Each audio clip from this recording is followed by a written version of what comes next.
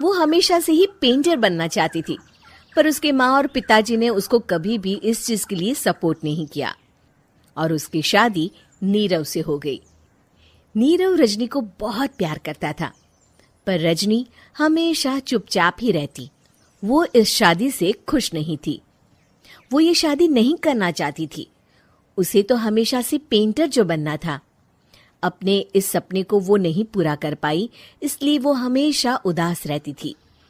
रजनी, बहुत ही बढ़िया फिल्म लगी है, कल देखने चले? नहीं जी, कल मुझे बहुत काम है, मैं नहीं जा पाऊंगी। अच्छा तो कोई बात नहीं, संडे को चलते हैं। देखिए, मुझे फिल्म देखना पसंद नहीं है, आपको जाना है तो चले जाइए। नीरव को मना करके रजनी वहां से चली जाती है और अपने बैग को खोलकर उसमें बंद पड़े ब्रश और कलर्स को देखकर रोने लगती है। रजनी, चलो ना कहीं बाहर खाने चलते हैं, कुछ तुम्हारी पसंद का। जी, मुझे नहीं जाना, मेरी तबीयत ठीक नहीं है। रजनी वहां से चली जाती है। नीरव को समझ नहीं आता कि रजनी उससे इतना दूर क्यों रहती है। वो जब भी उसके साथ वक्त बिताना चाहता है, रजनी कोई ना कोई बहाना बना देती है। एक दिन घर पर कोई नहीं था। रजनी घर का सारा काम जल्दी से खत्म कर लेती है। घर पर अकेले होने के कारण वो सोचती है कि वो आज पेंटिंग करेगी। वो अपने कमरे में जाकर पेंट ब्रशेस और कलर्स निकालकर जैसे ही कलर मिक्स कर रही होती है कि दरवाजे पर बेल बज जाती है। अब कौन आ गया इस वक्त? इतनी मुश्किल से तो मुझे पेंट करने का मौका मिला है। रजनी दरवाजा खोलती है तो उसकी सास अपनी सहेलियों के साथ खड़ी होती है और सब घर के अंदर आ जाते हैं। अरे बहू, सबको शरबत बनाकर पिला दे, बाहर तो बड़ी गर्मी है। उफ। जी। रजनी पेंट ना कर पाने से उदास हो जाती है। उसे गुस्सा भी आ रहा होता है कि उसने इस शादी के लिए हाँ क्यों कह दी। वो रसोई में जा रही होती है कि उसकी सास उसे रोकती है।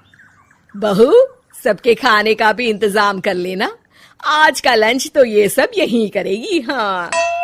रजनी बिना कुछ कहे रसोई में चली जाती है। सबके लिए खाना बनाती है। सब खाना खाते हैं और रजनी घड़ी देखती है कि ये सब कब जाएंगे ताकि वो अपनी पेंटिंग कर सके। जब शाम होती है तब सब चले जाते हैं अपने घर। अरे बहू, सब तेरे खाने की तो बहुत तारीफ कर रहे थे, सबको बहुत अच्छा लगा खाना। आपको मुझे सुबह बताना चाहिए था ना कि आपकी सहेलियां आ रही हैं। पता भी है कितना वक्त लगा सारा खाना बनाने में। अरे बहू, तू ऐसे कैसे बात कर रही है मुझसे? तो और कैसे बात करूं? मैं इस घर की कोई नौकरानी नहीं हूं कि इतना काम करूंगी। रजनी अपने कमरे में जाकर दरवाजा बंद कर लेती है। शाम को जब नीरव आता है तो उसकी माँ उसे पूरी घटना के बारे में बताती है।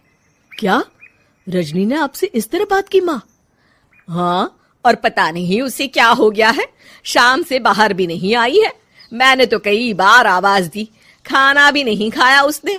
तू ही बात करके देख ले बेटा। नीरव अपने कमरे का दरवाजा खटखटाता है। रजनी, दरवाजा खोलो, मैं हूं।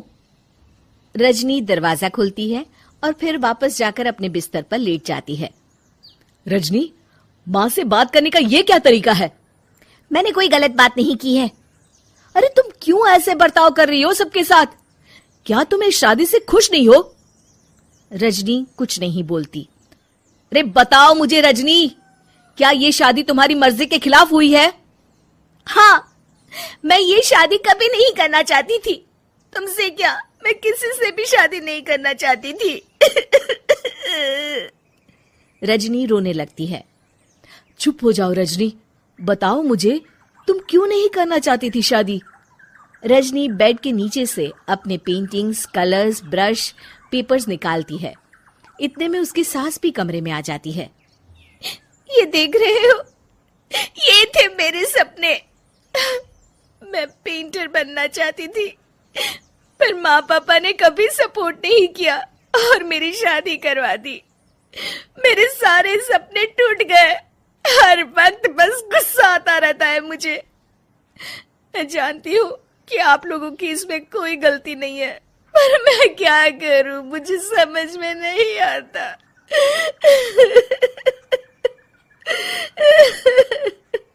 रजनी फूट फूट कर रोने लगती है। मुझे माफ कर दीजिए, आप दोनों के साथ मैं बहुत बुरा बर्ताव कर रही हूँ। अरे रजनी बेटा, चुप हो जाओ तुम।